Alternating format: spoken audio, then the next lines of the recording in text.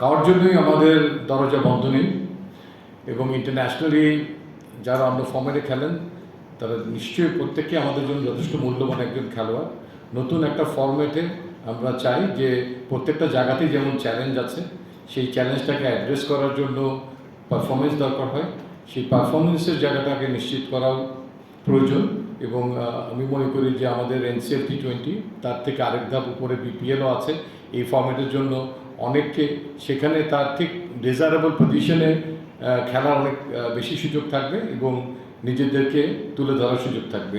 আর এই প্রসঙ্গে একটা কথা বলি, হয়তো অনেকের মনে প্রশ্ন সেটা আছে, কোনো একটা জায়গায় যখন কেউ নির্বাচিত না হন কিংবা কেউ তার জায়গাটা হারান, আমার মনে হয় যে আমাদের পাশাপাশি প্রত্যেকেরই থেকে নিজের থেকে একটা উপলব্ধি আসা উচিত, আমি কেন জায়গাটা হারাচ্ছি এবং আমি কি করলে আমার জায়গাটা পুনরুদ্ধার করতে পারবো।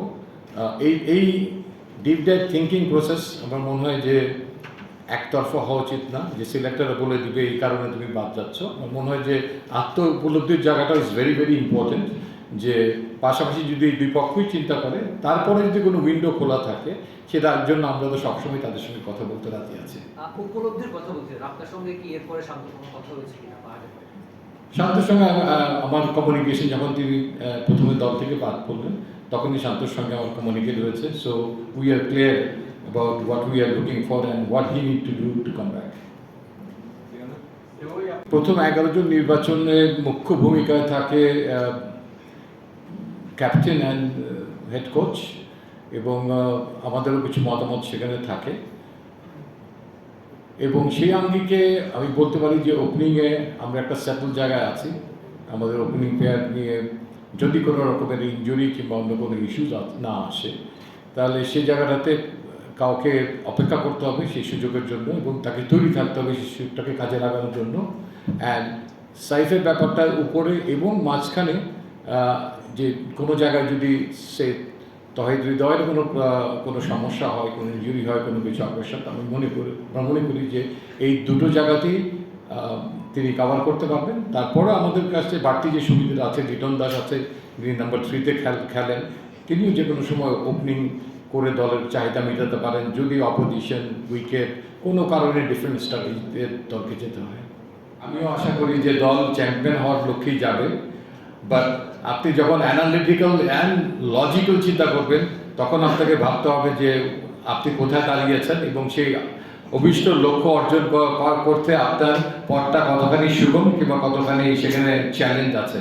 সো দ্যাট যখন আপনি কিছুদিনের মধ্যে দেখতে পাবেন যে অ্যানালাইসিস হচ্ছে who could be the finalist, yes there is a chance to qualify for the final because আমরা ইতিপূর্বে 3টা ইয়েতে খেলেছি এশিয়া কাপে ফাইনালে। তো আমার মনে হয় আমাদের ধাপ বাই ধাপ চিন্তা করা উচিত। আমরা T20 ওয়ার্ল্ড কাপে শ্রীলঙ্কাকে হারিয়েছি, আবার হয়তো আফগানিস্তানকে পারিনি, রিসেন্টলি শ্রীলঙ্কাকে T20 ফর্মেটে হারিয়েছি। এই দুটো দলই আমাদের প্রথম রাউন্ডে আছে। আমার মনে হয় যে আমরা ইনফ্যাক্ট এখনও ওয়ার্ল্ড ক্রিকেটে সেই পর্যায়ে যেতে পারিনি। চেষ্টা করব এই এশিয়ান ক্রিকেট আরেকটু ছোট পর্যায়ে, এই পর্যায়ে আমাদের সক্ষমতা তুলে ধরার মাধ্যমেই আমরা আমাদের ওয়ার্ল্ড ক্রিকেটকে আসলে মেসেজটা পৌঁছাতে হবে এবং সেই লক্ষ্যেই প্লেয়ারদের কাজ করা উচিত এবং সেভাবেই আমাদের আগানো উচিত। আমার মনে হয় খুব ইমোশনাল অ্যাটাচমেন্ট থেকে কথা না বলে আসলে লজিক্যালি কথা বলা উচিত। আমি ডেফিনেটলি আশাবাদী, বাট মাঠে কেউ এদি মিরাজ আমাদের টেস্ট ম্যাচ এবং ওয়ান ডে ক্রিকেটের একটা অমূল্য সম্পদ আই শুড সে, এবং শুধু আমাদের নাই বলবো, এখন সারা world cricket knows him very well as for his allround performance.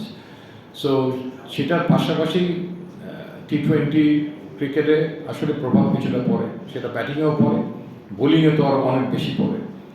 তো still he loves the game, he wants to play the game, but